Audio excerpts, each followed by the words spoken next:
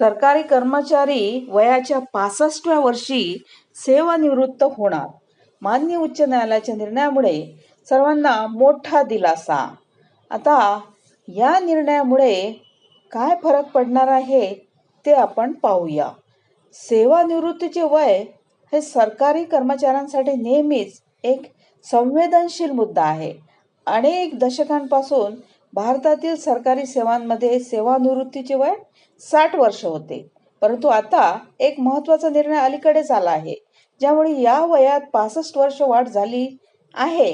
या बदलामुळे सरकारी कर्मचाऱ्यांना आनंद आणि दिलासा मिळाला आहे. आता आपण सोप्या भाषेतील या बदलांची संपूर्ण माहिती समजून घेऊया. आता कर्मचारी सेवानिवृत्तीचे वय वाढले 60 ते 65 वर्ष.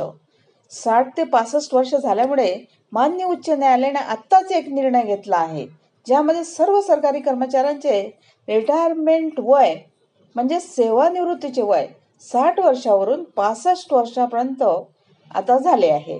या निर्णयानंतर कर्मचाऱ्यांना आणखी 5 वर्षे सेवा सुरू ठेवण्याचा अधिकार मिळालेला आहे. आता हा आदेश राज्य सरकारच्या कर्मचाऱ्यांना लागू होईल. माननीय कोर्टाने कर्मचाऱ्यांचे दीर्घ आयुष्य, अनुभव आणि कार्यक्षमता दिली आहे.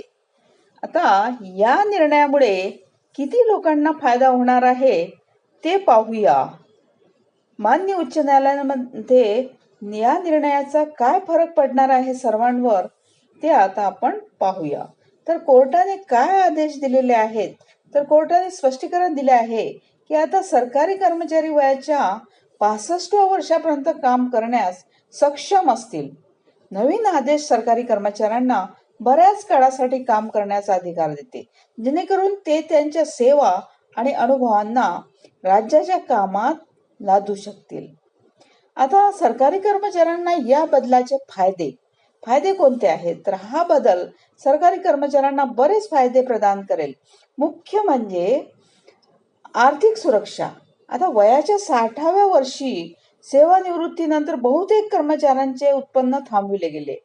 आता 65 वर्ष काम करून त्यांना आणखी पगार मिळेल, ज्यामुळे त्यांची आर्थिक स्थिती बळकट होईल आणि ते त्यांच्या कौटुंबिक जबाबदाऱ्या चांगल्या प्रकारे पूर्ण करण्यास सक्षम असतील. आता अनुभवाचे आणि ज्ञानाचे फायदे मिळेल. त्यामुळे 65 वर्ष काम करून कर्मचाऱ्यांना त्यांच्या क्षेत्रात अधिक अनुभव घेण्याची संधी मिळेल. यासह ते क्षेत्रात कुशल असतील आणि नवीन कर्मचाऱ्यांना त्यांच्या अनुभवातून मार्गदर्शन करण्यास सक्षम असतील. आता आरोग्य आणि मानसिक स्थिरता. काम करून कर्मचारी मानसिकदृष्ट्या सक्रिय आणि निरोगी असतील. हे त्यांच्या आरोग्यासाठी देखील फायदेशीर ठरेल, कारण सेवानिवृत्तीनंतर बऱ्याच वेळा शारीरिक आणि मानसिक कमकुवतपणा येतो.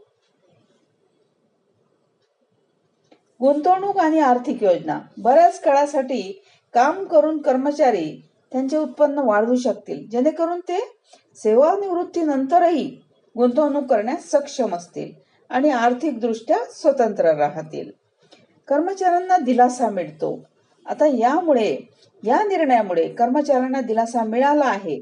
यासह कर्मचाऱ्यांना पदोन्नती आणि वाढीसाठी चांगल्या संधी देखील मिळतील, कारण ते बऱ्याच काळासाठी काम करण्यास सक्षम असतील. आता कर्मचारी युनियन प्रतिसाद काय आहेत ते आपण पाहूया. तर सरकारी कर्मचाऱ्यांच्या संघटनांनी या निर्णयाचे स्वागत केले आहे. त्यांचा असा विश्वास आहे की ही पायरी कर्मचाऱ्यांच्या कठोर परिश्रम आणि समर्पणाची योग्य ओळख आहे. यामुळे कर्मचाऱ्यांचे मनोबल वाढेल आणि चांगली सेवा देण्यासाठी प्रेरित केले जाईल. आता हा बदल सरकारसाठी का महत्वाचा आहे? सरकारच्या दृष्टिकोनातून हा निर्णय अनेक प्रकारे फायदेशीर आहे. तसेच संसाधनांची बचत. जर अनुभवी कर्मचारी बऱ्याच काळासाठी काम करत असतील तर नवीन भरती आणि प्रशिक्षणावरील खर्च कमी होईल. सेवा गुणवत्तेत सुधारणा. अधिक अनुभवी कर्मचाऱ्यांमुळे सरकारी सेवांची गुणवत्ता चांगली होईल. अर्थव्यवस्थेला जोरदारपणे दीर्घकालीन कार्यरत कर्मचारी अर्थव्यवस्थेत सक्रिय योगदान देतील आणि विकासास गती देतील. तर काही महत्वाच्या गोष्टी त्या जाणून घेणे महत्वाचे आहे. हा आदेश सध्या राज्य सरकारच्या कर्मचाऱ्यांसाठी आहे. यामुळे कर्मचाऱ्यांना अतिरिक्त 5 वर्ष सेवा देण्याची संधी मिळाली आहे. या निर्णयाचा पेन्शन प्रणालीवर परिणाम होणार नाही. कर्मचाऱ्यांना वेळेवर पेन्शन मिळणे सुरू ठेवेल. ते निरोगी आणि कार्यशील असल्यास कर्मचारी 65 वर्षे काम करण्यास सक्षम असतील. हा बदल खाजगी क्षेत्रातील कर्मचाऱ्यांनाही लागू होईल का? तर आता या निर्णयाची व्याप्ती केवळ सरकारी कर्मचाऱ्यांपुरतीच मर्यादित आहे. तथापि तज्ज्ञांचा असा विश्वास आहे की जर त्याचा सकारात्मक परिणाम दिसून आला तर भविष्यात खाजगी क्षेत्रात असे बदल देखील होऊ शकतात. यामुळे कर्मचाऱ्यांचे जीवनमान सुधारेल आणि कंपन्यांनाही अनुभवी कर्मचारी मिळतील.